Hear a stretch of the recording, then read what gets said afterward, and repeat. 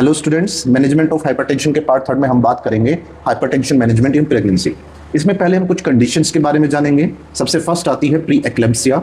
ये वो कंडीशन है जिसमें एक फीमेल को ऑलरेडी 20 वीक्स हो चुके हैं गेस्टेशन में, जिसका ब्लड प्रेशर 140/90 mm से ऊपर है, अलॉन्ग विद प्रोटीयूरिया, जिसमें over the period of 24 hours female के यूरिन में more than 300 milligrams of protein excrete out होता है।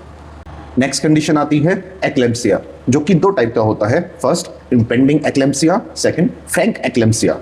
इम्पेंडिंग या पेंडिंग एक्लेम्पसिया वो कंडीशन है जिसमें प्रेग्नेंट लेडी का जो ब्लड प्रेशर है दैट इज ओवर 160/110 mmHg। इसके साथ थंडर क्लैप हेडेक्स देखने को मिलते हैं। इस कंडीशन में क्या होता है, हेडेक एकदम से आता है और सीवियर हो जाता है within 60 seconds. Third, pregnant lady को विजन प्रॉब्लम्स होती है, जैसे ब्लड विजन, डबल विजन, आंखों के आगे लाइट्स का फ्लैश होना या फिर विजन में स्पॉट्स दिखना। नेक्स्ट सिम्टम आता है जीआई अपसेट, जिसके बाद हमेशा या तो नोजिया होगा या वॉमिटिंग होगी। एंड लास्ट सिम्टम देखने को मिलता है हाइपरफ्लेक्सिया, जिसमें प्रेग्नेंट लेडी की जो स्केलेटल मसल्स है वो हाइपर रेस्पॉन्सिव हो जाती है किसी भी स्टिमुली के लिए। नेक्स्ट आती है फ्रैंक एक्लेम्पसिया। ये तब होता है जब इम्पेंडिंग एक्लेम्पसिया के दौरान हम हाइपरटेंशन को मैनेज नहीं करते हैं। इस कंडीशन में जो प्रेग्नेंट लेडी होती है उसको सीजर्स आने लगते हैं, टॉनिक क्लॉनिक सीजर्स, उसका कॉन्शियसनेस चला जाता है, इवन पेशेंट कोमा में भी जा सकता है। मैनेजमेंट की अगर हम बात करें, अगर प्री एक्लेम्पसिया हो रहा है तो उस कंडीशन में हम पेशेंट को रेस्ट्रिक्ट कर देते हैं, उसकी एक्टिविटीज़ को रेस्ट्रिक्ट करते हैं, पेशेंट को बेड रेस्ट पे डाल देते हैं स्ट्रिक्टली, उसका सॉल्ट इंटेक बंद कर देते हैं या फिर ऐसे कंपाउंड जो वैसोकंस्ट्रिक्शन कराते हैं, और उसका 24 आवर मॉनिटरिंग हम करते हैं।